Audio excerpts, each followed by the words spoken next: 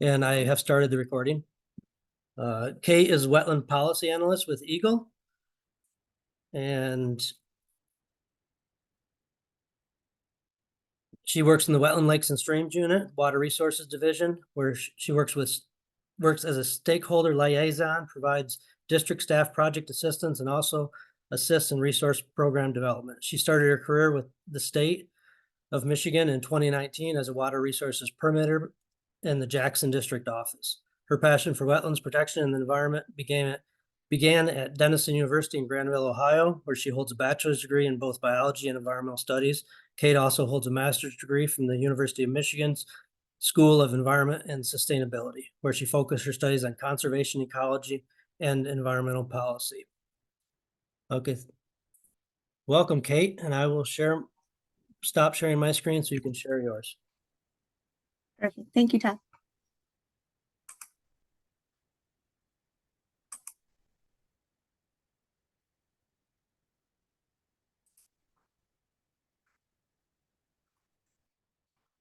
Okay, you see that okay? Yes. Thank you. Okay, so as Todd said, my name is Kate Kirkpatrick, and it is a pleasure to be speaking with you all today about our state's Part 303 wetland exemptions.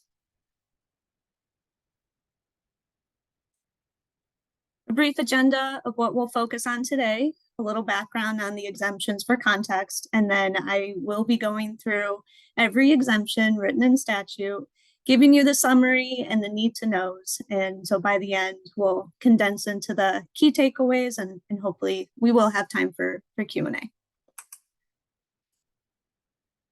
So this presentation is going to focus on Part 303 wetland exemptions, but just because an activity might be exempt under Part 303 does not mean it is also exempt under Part 301 inland lakes and streams or other statutes. Part 301 and 303 do have some parallel exemption language, so it's always a good idea to check both if you're dealing with multiple water resource types. For example, maintenance of a serviceable structure, county drains, and agricultural drains all have similar exemption language under both Part 301 and 303. So with that in mind, let's dive in. To start, the Part 303 exemptions exempt certain activities from needing a permit under Part 303. So yes, that means if they meet the conditions listed, they really don't need a wetland permit. They were developed to be consistent with federal law and therefore need to be interpreted carefully by the department, consultants, and applicants.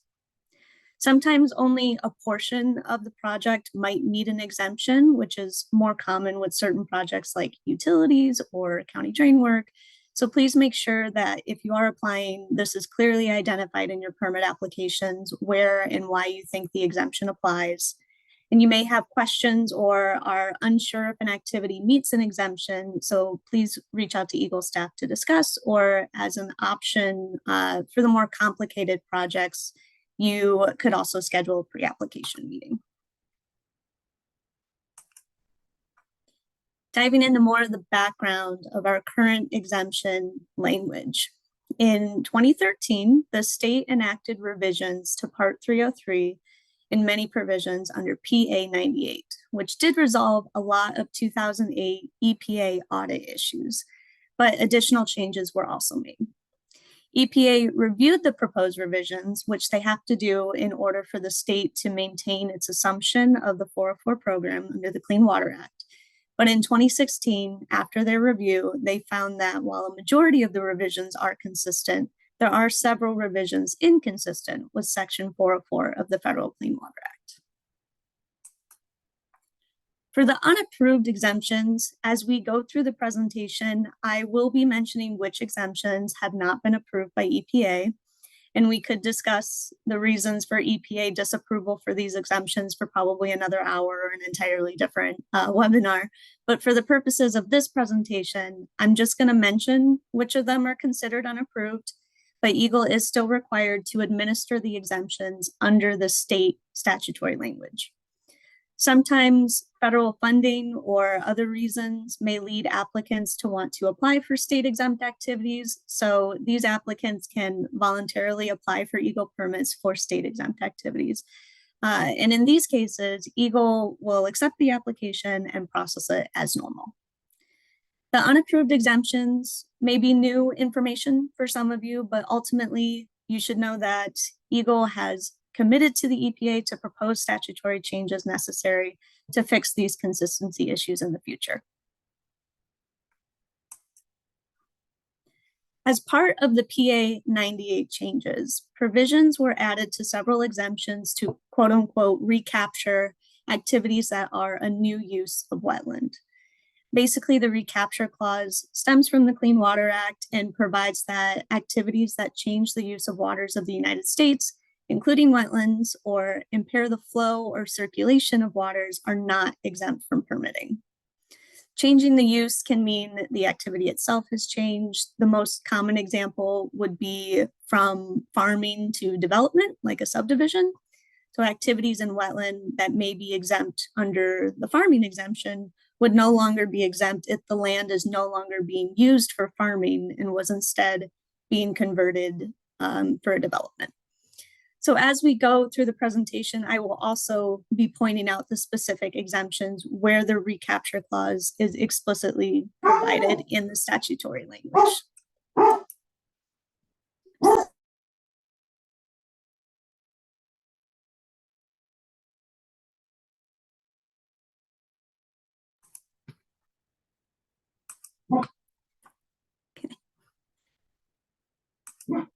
So this is something you may have noticed if you read the statute. There is Part 303 repeal language at the top of every page of statute. And this isn't valid until 160 days from official posting in the Federal Register that the state wetland program is withdrawn by the EPA.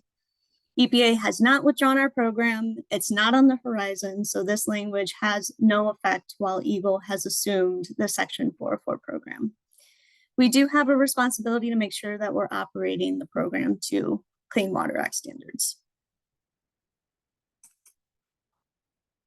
Okay, now we'll get into the deep dive of Part 303 exemptions. And this is going to be everything you need to know about the 303 exemptions. First things first, they're listed in Section 30305. And exemptions are activities that do not require a wetland permit under Part 303. There are basic exemptions for activities like hiking and boating, grazing, but there are other exemptions that are a bit more complicated, like drain maintenance, utility installation. So when determining if an activity meets an exemption, EGLE staff will refer directly to statute for these regularly. The language is written specifically and usually for a reason. And for assistance with the more complicated exemptions, or if you have questions about the others, we want you to be contacting program staff directly. And if you are submitting an application where a portion of the project you think meets an exemption, please make that clear on the plans and within the JPA. Starting with Section 30305(1), when Part 303 was enacted, Parts 325 and 301 already existed. So the intention of this language is that a separate permit would not be required and that the activities would be processed with the Part 301 or 325 permit application. But all the Part 303 criteria still apply, and this was determined through a precedent-setting court case with the Michigan Court of Appeals. The important takeaway here is that EGLE is processing under all relevant statutory criteria under one permit application, and the applicant should be selecting all applicable impacted resources in the JPA.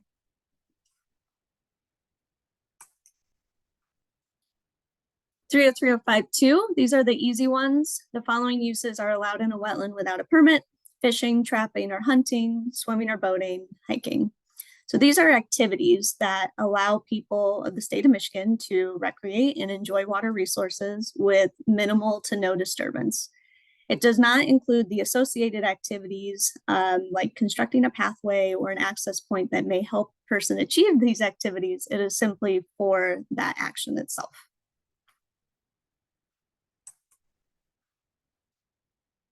2D exempts animal grazing. So this exemption allows for pretty simple livestock grazing and has specific conditions for fencing. But something to keep in mind is that this exemption does not include fill for other activities that may be needed to maintain the fence, like access pathways or roadways along the fence or additional fill for post. And it does not exempt fencing through streams. Remember that these are 303 wetland exemptions only, and there is no 301 stream exemption for animal grazing or associated fencing. This is just an extra FYI. This is what a woven wire fence looks like and what the exemption is referring to with those height requirements, not to scale. Section 303.05.2E is for farming and forestry activities. It allows the following in a wetland without a permit: farming, horticulture, silviculture, lumbering, ranching activities, including plowing, irrigation, ditching, seeding, cultivating, minor drainage, harvesting for the production of food, fiber, and forest products, or upland soil and water conservation practices. The farming and forestry exemption is one of the more complicated ones, but this is one of the exemptions that was fixed by PA 98.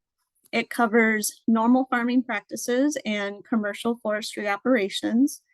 This exemption is not intended to convert land for development. So sometimes EGLE will get applications that assume the farmed wetland is exempt from all activities, but that's simply not the case. So the farmed wetlands need to be delineated properly and accurately represented in a JPA. And unless the activities proposed within that farmed wetland are part of normal farming operations, it would not be exempt from permitting. This exemption is a long one. It comes with several limitations in statute. So 2EI further defines what an established ongoing farming or forestry operation is.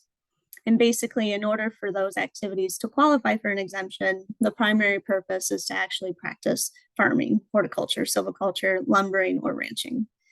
The activity has to be associated with the production of food, fiber, or forest products, and areas lying fallow have to be part of a conventional rotational cycle to continue allowing exempt farming or forestry activities. If it's been left fallow for so long that significant modifications would be required, like mechanical land clearing or additional drainage, then those activities are not specifically listed in that exemption and therefore would not be exempt activities. And lastly, 2EI also states that the activities cannot convert new areas and cannot be switched from commercial forestry to farming or to ranching or to horticulture. And this section clarifies what minor drainage means. Minor drainage does not include the immediate or gradual conversion of a wetland to a non-wetland, does not include the conversion of one wetland use to another, and does not include the construction of a canal, ditch, dike, or other waterway or structure that drains or otherwise significantly modifies a stream, lake, or wetland.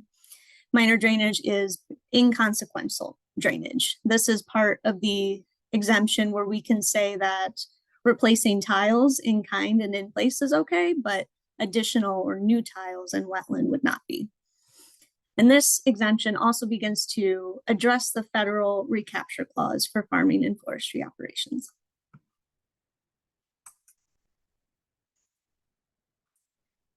Subparagraph 3 states that wetland altered under this subdivision shall not be used for a purpose other than a purpose described in this section without a permit from the department.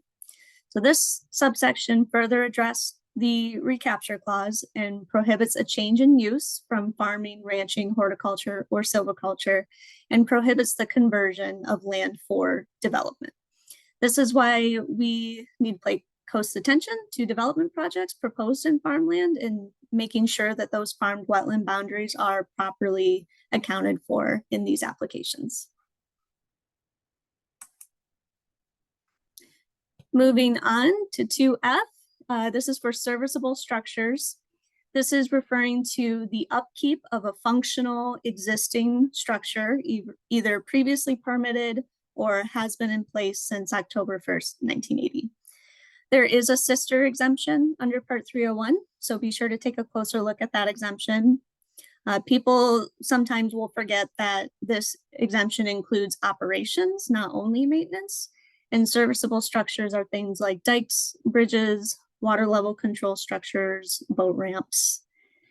Maintenance or operation does not include enlargement, redesign, or reconstruction. So basically it doesn't include modifying size, character, scope, or footprint of the original structure. And that's language that you're going to see over and over and over again with the exemptions. And last thing I want to point out for here, a serviceable structure under this statute is not referring to a drain. It's not an ag drain and it's not a county drain. Those are covered under different specific exemptions, which we're coming up on. Next is the farm or stock pond exemption under 30305-2G. This exempts the construction or maintenance of farm or stock ponds where the primary purpose must be for a farming activity, which would be irrigation of crops or watering for livestock. Livestock is not aquaculture. The size of the pond should be commensurate with the use for the farming activity. We have had cases in the past where a pond was created and shown to be adequately sized for the facility and future use. But then within a few years, the property owner wanted another pond for the same purpose. So in that case, the department determined that the second pond did not fall under the exemption since it would have been larger than the demonstrated need for the site. In order to meet this exemption, the fill for the construction of the pond would have to be placed in upland and outside of floodplain. It does not include other impacts that may be associated with constructing the pond. So keep that in mind. I'm referring to things like access roads to the pond or extensive clearing around the pond. And keep in mind that a Part 301 permit may still be required, especially if it's within 500 feet of an inland lake or stream.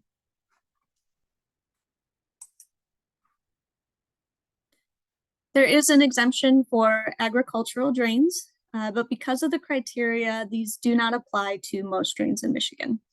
This exemption should be read carefully and is one that if you have questions on, I would recommend you reach out to me directly. It states that the maintenance of an agricultural drain, regardless of outlet, is exempt from 303 permitting if all of the subsections are met. And so the important points to take away here is that it is referring to maintenance only, not construction. And maintenance means not exceeding the location, depth, and bottom width as constructed prior to 2014. So no deepening, straightening, or widening. And this is one of those exemptions that specifically brings in the recapture clause by stating that it cannot result in additional wetland drainage or conversion to a different use. And here's the big reason why EGLE closely looks at this exemption. An agricultural drain is defined very specifically in statute. An ag drain has to be human-made. It cannot have continuous flow. It has to flow primarily as a result of precipitation-induced surface runoff or groundwater drained through subsurface drainage systems. It can only serve agricultural production, and it must be constructed prior to 1973 or under a 303-301 permit. There is a very similar exemption, pretty much word for word the same language in Part 301. So again, this definition is very specific. So if you have further questions, you can reach out to me specifically and we can discuss. Since PA 98, we significantly clarified the county drain exemption, and the department has been seeing more applications for county drain work. And we continue to work with the Drain Commissioner Association to do joint trainings, provide compliance assistance and outreach, but these can still be confusing exemptions to work through. So the county drain exemption allows maintenance of a drain that was legally established and constructed pursuant to the Drain Code of 1956 if the drain was constructed before January 1st, 1973, or under a permit issued pursuant to this part. Again, this exemption only includes maintenance, not construction. So any new drains are likely not going to be exempt. And similar to the ag drain exemption, it does define what maintenance is. Maintaining location, depth, and bottom width does not include deepening, widening, or straightening. But one of the more confusing parts of this exemption are where spoils can be placed. The exemption states that spoils cannot be placed in wetland unless it is where spoils have been previously or historically placed. EPA has disapproved this provision, but it is how we are operating under state statute at this time. Oftentimes you can see on site where historic piles have been placed, or they may even be shown on the official drain plans. So sometimes if a portion of the project is being applied for, EGLE staff may just ask for confirmation that historical spoil piles have been identified and spoils are not being placed elsewhere. We do meet regularly, EGLE does, with the drain commissioners and consultants on drain projects, and we talk through exemption issues for these activities fairly frequently.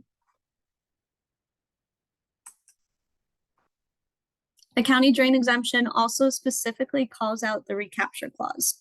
So it does state that maintenance does not include any modification that results in additional wetland drainage or conversion to a use it was not previously subject. So new tile in a wetland is not exempt. That would be additional wetland drainage or potentially conversion. And again, there is a similar exemption for county drains under Part 301, so be aware of both statutes here. Moving on to farm and forest roads, 303052J allows the construction or maintenance of farm roads, forest roads, or temporary roads for moving mining or forestry equipment if the roads are constructed and maintained in a manner to ensure that any adverse effect on the wetland will be minimized. This exemption allows for both construction and maintenance. It does allow for temporary roads, and most importantly, these roads are only exempt if they are associated with an ongoing farming or commercial forestry operation. So future speculation of these activities is not enough to meet that exemption there. There's some additional language in the exemption to help you determine whether the project activities might meet the exemption or not. It states that borrow material shall be taken from upland sources. The department can consider cost, existing technology, and logistics in light of the overall project purpose when considering the alternatives. So also very important, these roads can only meet the exemption if they are avoiding and minimizing impact. So you should think about the alternatives, and the road must be constructed and maintained using best management practices. So DNR, DEQ, EGLE has a forestry BMP manual that describes specifications and techniques. If questions arise about exemption status for farm or forestry roads, this is one of the resources that EGLE staff will use to confirm. Other things to keep in mind, the road use cannot change. So it's only exempt when it is used as a forestry or farm road. And ditches, which are often constructed alongside these types of roads, are not exempt activities. It's just for the road. Public road maintenance, 2K. Maintenance of public streets, highways, or roads that meet all of the following does not include any modification that changes original location or footprint, is done in a manner that minimizes any adverse effect on the wetland. So this does not authorize placement of dredged or fill material in wetlands, and no road widening or changes in location. Utility maintenance, 303052L. So this allows for the maintenance or repair of utility lines and associated support structures that meets all of the following. Is done in a manner that minimizes any adverse effect on the wetland, does not include any modification to the character, scope, or size of the originally constructed design, and does not convert a wetland area to a use to which it was not previously subject. Statute does define what a utility line is. It means any pipe or pipeline used for the transportation of any gaseous, liquid, liquescent, or slurry substance for any purpose, and any cable, line, or wire for the transmission for any purpose of electrical energy, telephone or telegraph messages, or radio or television communication. So for this exemption, the key takeaways are that it is for maintenance and repair only, not for new construction. It doesn't allow for modification of character, scope, or size of the originally constructed design. BMPs have to be utilized. And again, it brings in that recapture clause by not allowing conversion of wetland to a use to which it was not previously subject. So the previous exemption was for maintenance and repair. We do have a utility installation exemption, which has specific size and depth requirements that many of you are probably familiar with. This exemption allows for the installation of utility lines having a diameter of 6 inches or less using directional drilling or boring or knifing in, and the placement of poles with minimal less than 1 cubic yard structure support for each pole, if the utility lines and poles are installed in a manner that minimizes any adverse effect on the wetland. So the main takeaways here are the size and depth requirements. It is for lines that are 6 inches in diameter or less, and that is for both directional drilling and knifing in. For directional drilling, it also must be at least 4 feet below the soil surface. It allows for very small amount of structure support pole placement, and they have to use BMPs. So this is an exemption that EPA has disapproved, mostly because it doesn't clarify what knifing in is. But the way that we interpret this at the state level is that it doesn't include mechanical land clearing for these activities, and avoidance and minimization and use of the BMPs are key. And we do have a couple of good documents on utilities that are located on our EGLE website under our wetlands page. If I want to find it really quickly, I just Google EGLE Wetland Corridor Projects, and it's the first website that pops up.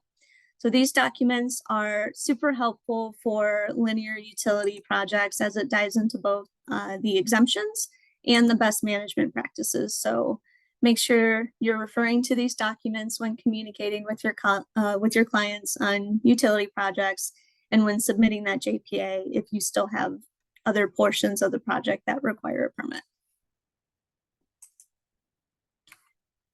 So the utility exemption, installation exemption, mentions that the exemption only applies if it does not result in the release of drilling fluids. So what happens if there is an accidental release? This means that the activity no longer meets the exemption and is technically now a violation, which EGLE typically resolves through one of 2 ways. An after the fact permit can be considered for the installation of line, or if the site needs restoration, then in order to restore violation notice with restoration methods, plans, those can be required. So this is typically based on the amount of restoration needed. But always work with an EGLE permit processor right away if an accidental release occurs. And since we're on the subject of utility projects, I do want to touch on timber matting really quick.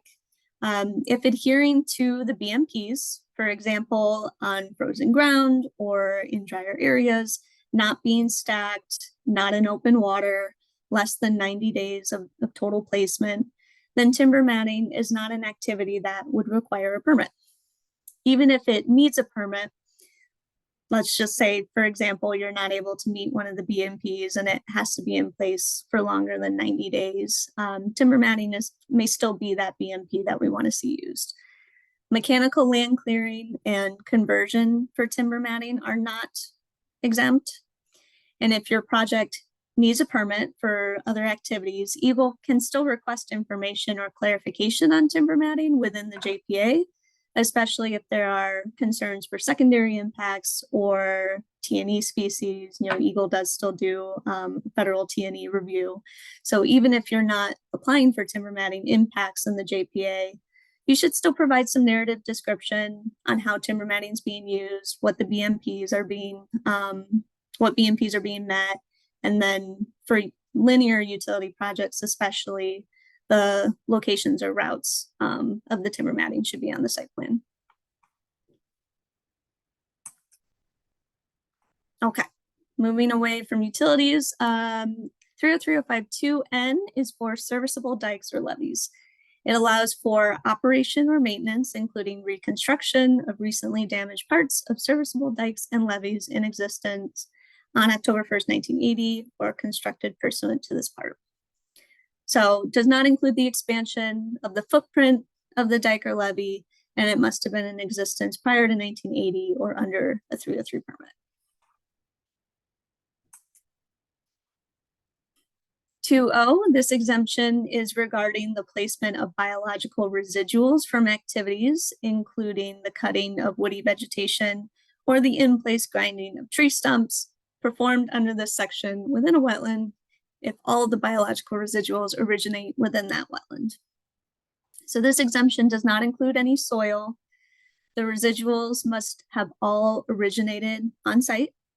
It does not allow the building of structures using those residuals, and this is an exemption that EPA has disapproved.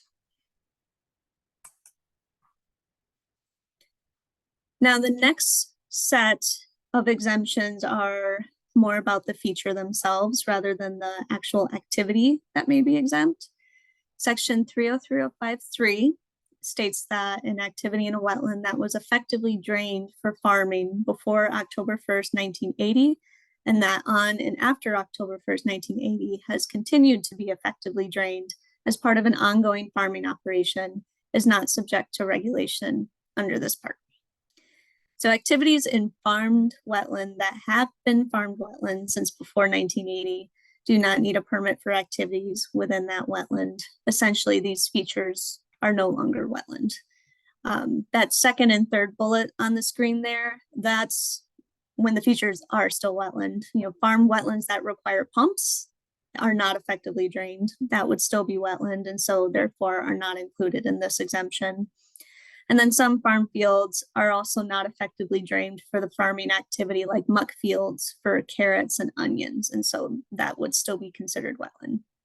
You may still even see wetland plants growing in fields with crops that are not effectively drained. Ultimately, you know, farmed wetlands that have not been effectively drained are still wetlands, and these findings are true for lands that were farmed in the past, but where agricultural use has been abandoned and wetland hydrology and vegetation is reestablished. This is also true for wetlands that have been historically farmed and have continued to be farmed. In other words, if farming were to stop, then those wetland conditions would return. Even though these wetlands can be difficult to identify in the field, they still must be delineated using the Army Corps manual.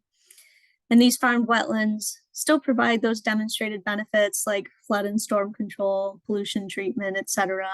So we have to make sure that these wetland impacts are being accounted for accurately in permit applications if you need to apply. The next few exemptions in statute covers incidentally created wetlands. So these subsections are about the feature themselves.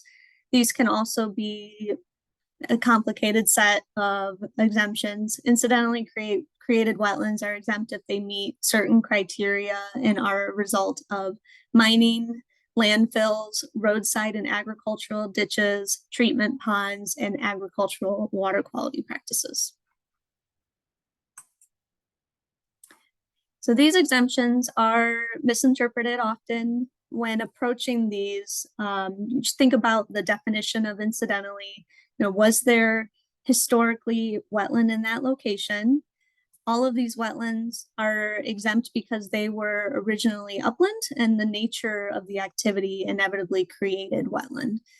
Because of the complicated nature of this language, though, typically people will ask for clarification on an exemption under this section of statute, usually through a pre-application meeting. But EGLE staff will need to confirm that they meet the criteria, so it's best to be prepared with site history information.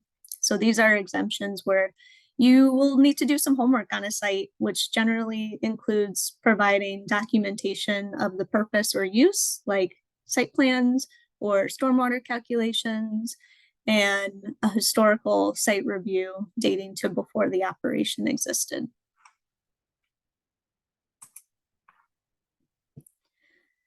So the first one is for sand and gravel mining, incidentally created wetlands.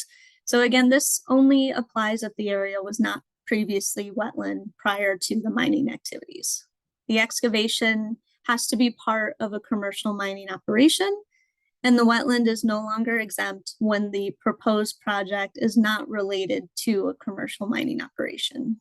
So if a developer comes in, wants to fill in a wetland that was once a mining operation, it no longer meets that exemption.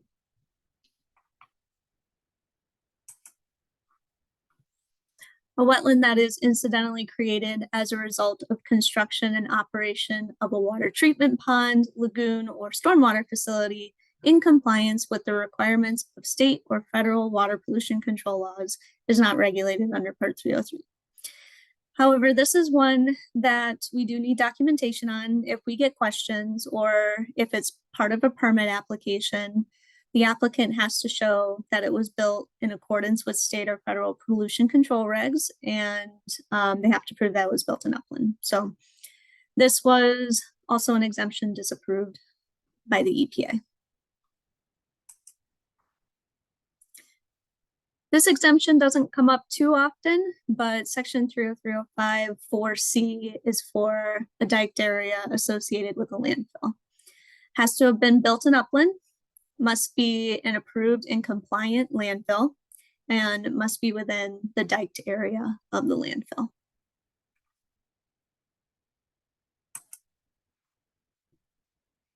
Upland drains for ag. The main takeaways here is that the drain must have been built in upland, cannot drain any wetlands in the upstream reach, must have been built to drain excess moisture from upland areas primarily used for agriculture. This was also an exemption disapproved by the EPA.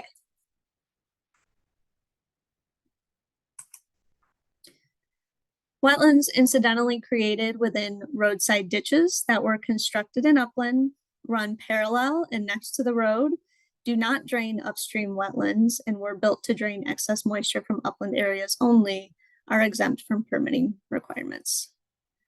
So this is a graphic from Keto Geis's Wetland Jurisdictional Determination presentation, also on MWA's YouTube site, I believe.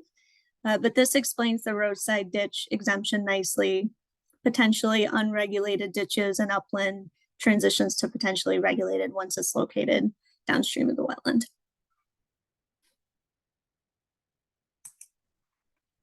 Soil and water conservation practices. These must have been built in upland, and the wetland must have been incidentally created as part of an agricultural soil and water conservation practice for water quality. So something like a grass-lined waterway or swale or other best management practice. Does not include constructed wetlands that were purposefully created as part of a soil and water conservation practice, even if constructed in upland, that you would typically see as part of the conservation reserve program, like shallow areas constructed for wildlife, wetland restorations, and constructed wetlands. This exemption was also disapproved by the EPA. 30305 states that an area that becomes contiguous to a water body created as a result of commercial excavation for sand, gravel, or mineral mining is not subject to regulation under this part solely because it is contiguous to the created water body. This exemption applies until the property on which the wetland is located meets both of the following: is no longer used for excavations as part of commercial sand, gravel, or mineral mining, is being used for another purpose unrelated to excavation as part of commercial sand, gravel, or mineral mining. In other words, a wetland that becomes contiguous to a water body, like a lake or pond excavated from mining, is not regulated until the use is changing or has changed. Keep in mind that the wetland could be regulated in other ways. This was also an exemption disapproved by EPA. Okay, we're almost to the end here, but for the next few slides, these are going to cover shoreline management of the Great Lakes. Section 303.05.6 states that mowing of vegetation between the ordinary high water mark of the Great Lakes and above the water's edge is not regulated in most areas of the Great Lakes. Mowing must be above the ground surface and cannot disturb soil or plant roots, so keep avoidance of rutting and whole vegetation removal in mind for this exemption. This does tend to come up more during low water periods, but it is something to be aware of. So in areas of unconsolidated material, predominantly composed of sand, rock, or pebbles, the leveling of sand, grooming of sand, and removal of vegetation is not regulated. However, this is only allowed in areas where, under normal circumstances, vegetation is practically non-existent or very sparse, where the plant species are not typically adapted to wetland conditions. And so, again, this applies in most areas of the Great Lakes. Leveling of sand refers to the relocation of sand on Great Lakes bottomlands. This does not include altering natural lakeshore contours, so no forming new upland areas or shoreline boundaries, or no excavating basins, and no pushing sand into vegetated wetlands. Grooming refers to the removal of debris by raking, dragging, pushing, or pulling metal teeth without disturbance or destruction of plant roots. By debris, we're referring specifically to animal carcasses, dead vegetation, trash, human-made discarded objects, and those items have to be disposed of properly, and again, should not be done in vegetated wetland. Removal of vegetation is referring to hand pulling or shallow tilling of sparsely vegetated areas, not allowing for altering the natural lakeshore contours, not including wetlands.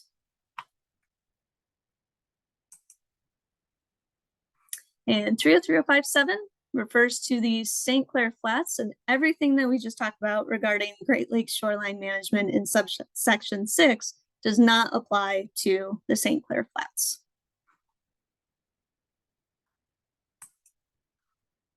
Okay, so that was start to finish an explanation and main things to know for all the Part 303 exemptions. But the overall takeaways, which many of you likely realize at this point, is that the exemptions can be complicated and many were written specifically to meet federal law. So if you need to consult with EGLE staff before moving forward, that's okay. You heard me mention the recapture clause a lot. So remember that a lot of the exemptions boil down to not being able to change the use of the wetland from one type to another.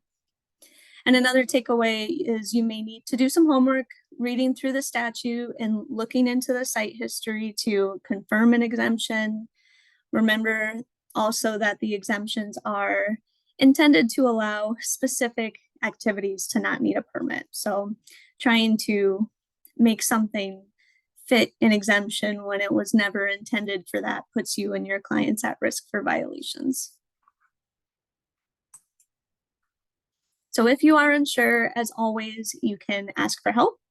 And if you think you have one of the more complicated situations, refer to the statute and discuss with EGLE staff. Pre-application meetings are great for discussing exemptions, or WIPs can be requested to have EGLE confirm regulatory status. One thing I would recommend for consultants is that if you are requesting a WIP or trying to schedule a pre-application meeting, let staff know if this is something you are looking for clarification on, so that we can bring in additional staff if necessary, and especially for those pre-application meetings. And finally, bring in that supporting documentation on site history right from the beginning if you know that may be a consideration. So with that, that's the end of my presentation, and I think we have plenty of time for questions. Thank you, Kate. Really appreciate it. Really interesting. One thing that I noticed, I think lots of clapping going on. So the one thing I noticed is that the exemptions are pretty limited to who the user is as well. So not just the activity, but at least like the drains, it's got to be for drain commissioners. A lot of the agricultural exemptions, or maybe all of them, are for agricultural producers, farmers. And so I think that's a big point too, that you've got to, it's not for everybody. They're very specific, at least some of them. Some of them are for everybody, but a lot of them are very specific. The utility ones are very specific for utilities. So I appreciate it, Amy and Ann. Do you have any questions that came through?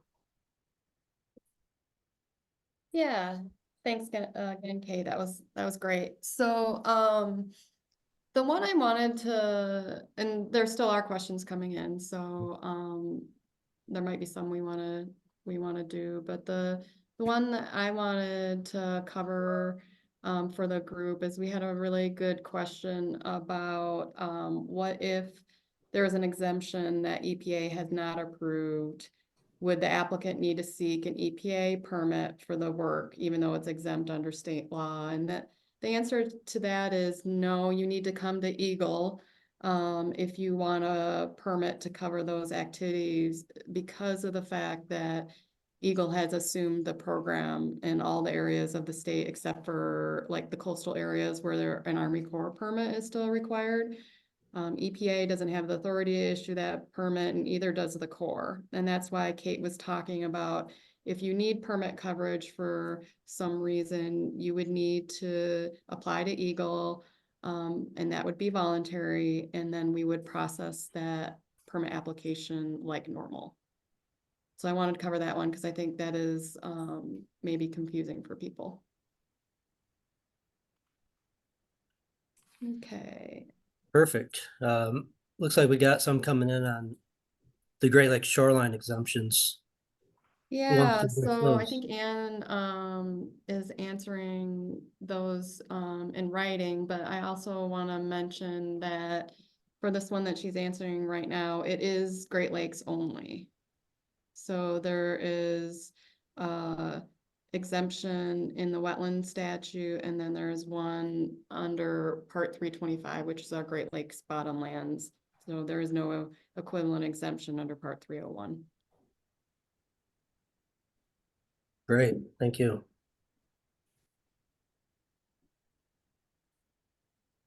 Looks like we're good. I appreciate the time, Kate. I expect this one will be right up there with Keto's and Bethany's talks on the YouTube channel as well.